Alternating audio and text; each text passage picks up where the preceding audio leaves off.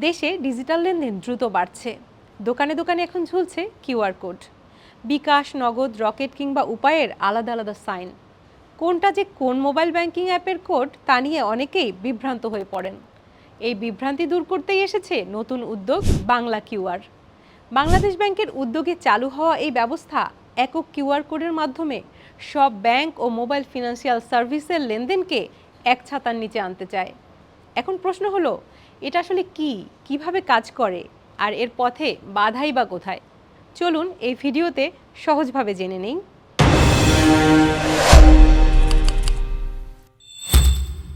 Bangla QR হলো একটি unified বা একীভূত পেমেন্ট কিউআর সিস্টেম, যা বাংলাদেশ ব্যাংক ও ন্যাশনাল পেমেন্ট সুইচ বাংলাদেশের অধীনে তৈরি করা হয়েছে।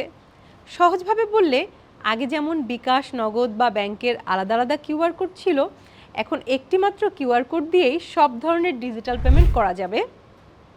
এই সিস্টেমে গ্রাহক যে কোনো ব্যাংক অ্যাপ ব্যবহার করতে পারবেন, mobile financial service MFS app ব্যবহার করা যাবে এবং একটাই কোডে টাকা পাঠানো বা গ্রহণ করা সম্ভব হবে। বাংলা কিউআর মূলত একটি ইন্টারঅপারেবল ডিজিটাল পেমেন্ট নেটওয়ার্ক। একজন গ্রাহক যখন কোনো দোকানে গিয়ে কিউআর কোড স্ক্যান করেন, গ্রাহকের অ্যাপ যেমন বিকাশ বা ব্যাংক অ্যাপ কিউআর কোডটি পড়ে সিস্টেম বুঝে নেয় কোন মার্চেন্টে টাকা যাবে। গ্রাহক অ্যাপে পরিমাণ নিশ্চিত করলে মুহূর্তের মধ্যে টাকা ট্রান্সফার হয়ে যায়। এই পুরো প্রক্রিয়াটি ব্যাক এন্ডে কেন্দ্রীয় সিস্টেমের মাধ্যমে নিয়ন্ত্রিত হয়, যাতে সব ব্যাংক ও MFS একে অপরের সঙ্গে সংযুক্ত থাকে। এতে আলাদা আলাদা নেটওয়ার্কের সীমাবদ্ধতা আর থাকে না। বাংলা কিউআর চালুর মূল উদ্দেশ্য হলো লেনদেন সহজ করা এবং নগদ নির্ভরতা কমানো। গ্রাহকের জন্য এর সুবিধাগুলো হলো, এক অ্যাপ দিয়েই সব দোকানে পেমেন্ট, দ্রুত লেনদেন এবং সময় সাশ্রয় হবে।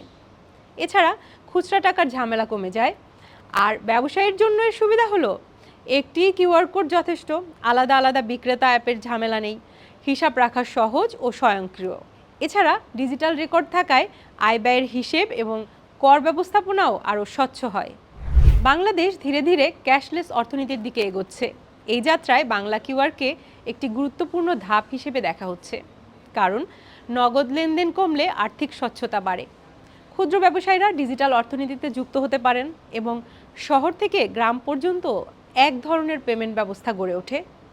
বাংলা কিউআর ব্যবহারের ফলে আরও বেশি মানুষ ডিজিটাল লেনদেনে উৎসাহিত হবেন।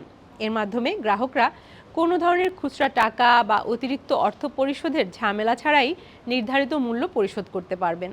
একই সঙ্গে লেনদেন হবে আরও সহজ, নিরাপদ ও সুরক্ষিত।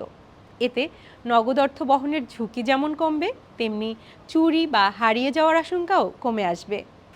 বিশেষজ্ঞদের মতে এটি শুধু প্রযুক্তি নয়, বরং দেশের আর্থিক অন্তর্ভুক্তির একটি বড় পদক্ষেপ। আগে এটি শুধু কেন্দ্রীয় ব্যাংকের পাইলট প্রকল্প ছিল, আর এখন সরকারেরও অগ্রাধিকার কর্মসূচি। গত 1 এপ্রিল সব ব্যাংক ও আর্থিক সেবা প্রদানকারীকে কেন্দ্রীয় ব্যাংক নির্দেশ দিয়েছে 30 জুনের মধ্যে প্রতিটি ব্যবসায়িক স্থান থেকে নিজস্ব কিউআর কোড সরিয়ে সেখানে বাংলা কিউআর বসাতে।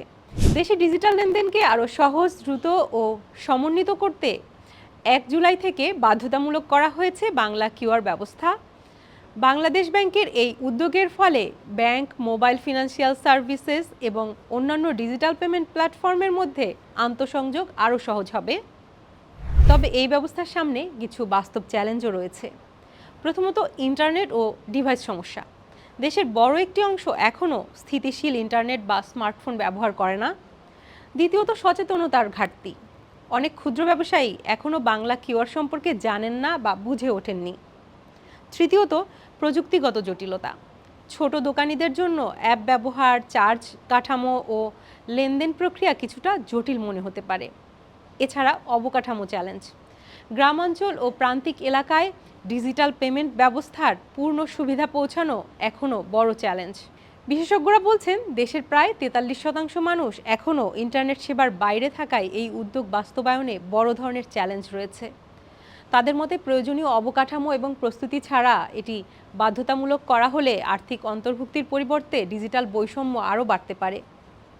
সব মিলিয়ে বাংলা কিউআর বাংলাদেশের ডিজিটাল লেনদেন ব্যবস্থায় একটি বড় পরিবর্তনের ইঙ্গিত দিচ্ছে। এটি সফল হলে একদিকে যেমন পেমেন্ট হবে সহজ ও দ্রুত, অন্যদিকে দেশের আর্থিক অন্তর্ভুক্তিও বাড়বে।